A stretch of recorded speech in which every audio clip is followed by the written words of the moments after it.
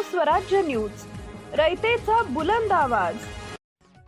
मूळ शहरात पोलिसांनी मध्यरात्री टाकलेल्या धाडीत गोवंश जनावरांचा मांस जप्त करण्यात आले असून या प्रकरणी दोघांविरुद्ध गुन्हा दाखल करण्यात आलाय।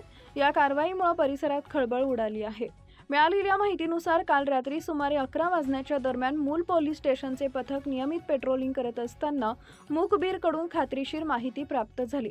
इंदिरानगर परिसरातील रहिवासी मुस्ताक कुरेशी यांच्या घरी गोवंश जनावरे कत्तलीसाठी बांधून ठेवण्यात आली असून घरातील फ्रीजमध्ये मांस साठवून ठेवले असल्याची माहिती पोलिसांना मिळाली।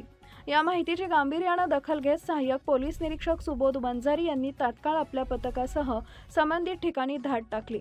अचानक झालेल्या या कारवाईमुळे परिसरात काही काळ गोंधळाचे वातावरण निर्माण झाले।